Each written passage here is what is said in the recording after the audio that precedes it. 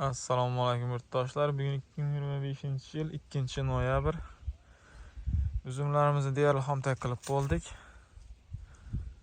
Endi xudo xohlasa ertadan ko'mishni boshlaymiz. Bu yerlar chertak uslubida qilganmiz bu uzumlarni.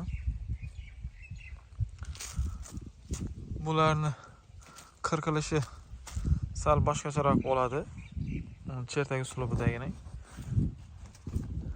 Mana pastki qismida umuman novda qo'ymaganmiz, faqat tepasida bor. Mana shu bitta novda bo'lsa, shu tepaga chiqqandan keyin novda qo'yganmiz. Mana bitta, ikkita, uchta kaltak qo'yilgan. Bitta novdada uchta kaltak qo'yilgan. Mana bunisida mana bitta kaltak qo'yganmiz, faqat uzunroq qilib qo'yganmiz. Pastida umuman novda yo'q. Mana bunisida ham mana bitta novda, ikkita va mana uchta novda qo'yilgan. Bularni shunaqa qilib xomtak qilinadi bular. Hammasida shunaqa bitta novdada uchtadan ko'p novda qo'yilmagan.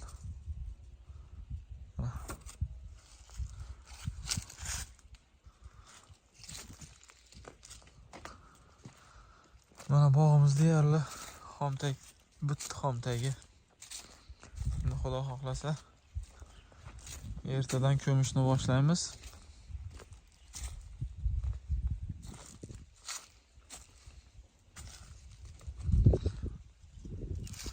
Bunaqa shaklda uzumlarni shunaqa qilib chertak uslubida qilsangiz, hosili yanada ko'payadi ekan.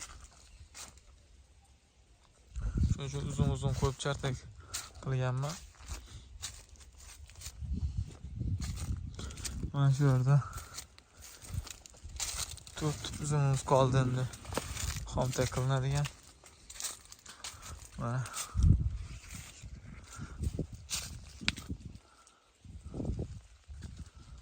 Mana 4 turimiz qoldi. Deyarli tugatdik xomtakni. Bunday qilib xomtak qilish juda qiyin emas.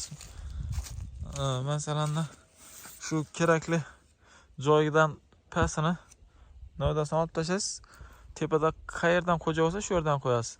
Kimdir 2,5 metr, kimdir 2 metr tepaga chiqarmoqchi bo'lsa, 2 metrdan pastini xomtagini kaltagini olib tashlaysiz, novdasini. Shuni 2 metr ustida qo'yasiz. 2,5 metr qilmoqchi bo'lsa, 2,5 metrning pastini olib tashlaysiz.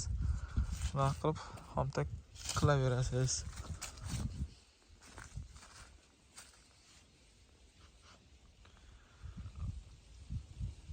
Mayli, sog' bo'ling, salomat bo'ling. Like va podpiska esdan chiqmasin.